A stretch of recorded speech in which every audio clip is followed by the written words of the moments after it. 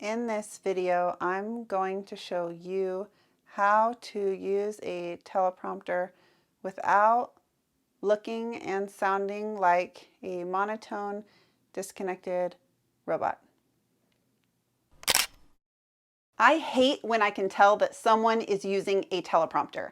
I immediately want to be like, hi, what are you looking at? Are you talking to me or are you just reading? There are actually a lot of big names in the entrepreneurial space that do this, and in my opinion, it totally kills the connection. However, I recently did video production for an online course, and one of the instructors was flying in from out of state, so we needed to record a lot of content in a short amount of time. On top of that, it was financial education curriculum, so it needed to be very precise and very accurate. So I gave in. I ordered a teleprompter, and let me tell you, it was freaking amazing and saved so much time and brain power, and no one looked like a zombie. I know you're watching this video because you want to know how to make a teleprompter work for you, so let's get into it, starting with your script. You're going to want to write your script exactly how you speak. Oftentimes, the way we write is way different than the words that actually come out of your mouth, which brings me to the next tip, which is read your script out loud. Reading it out loud will help you determine if there are any sentences or phrases that sound weird or just don't come out right.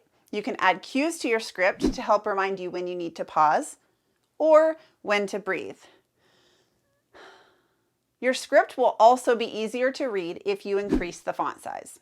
The bigger the font is, the less likely you are to be squinting or worse, doing that weird shifty reading thing with your eyes.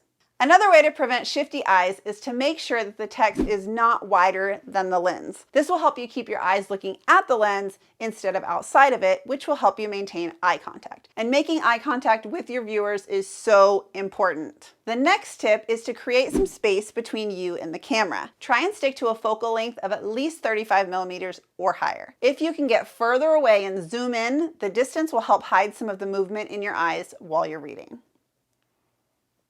In order to sound more natural reading, the speed at which the teleprompter is scrolling can't be too fast or too slow. Most apps allow you to adjust the speed manually, but using an app with voice detection is where it's at. The best teleprompter app I've used is Smart Prompt Pro, and you'll find a link to it in the description below. There is a free version of the app, but upgrading to the Pro version is well worth the money. If you value your time at more than $10 an hour, which I hope you do, then this app will more than pay for itself in the amount of time it will save you from memorizing lines and editing. Did I mention how much faster it is to edit when you don't mess up over and over again, 10,000 times? How ironic. Mess up over and over, 10,000 over as I mess up. Don't mess up.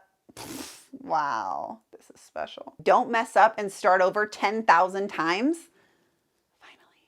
Lastly, the best way to look natural when reading a teleprompter is to add movement and emotion. You don't want to look like you're in a trance. Move your hands, move your head, look away when you're thinking, and then bring it back again. Have facial expressions that match exactly what you're saying. If you act natural, you're more likely to look natural. And that's it. If you like this video, hit that like button and don't forget to subscribe.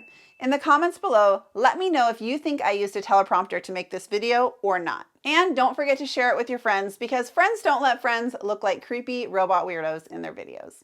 See you next time. Oh, whoa. Wow, could you scroll? What is your problem? Why aren't you scrolling? See you next time. Whatever.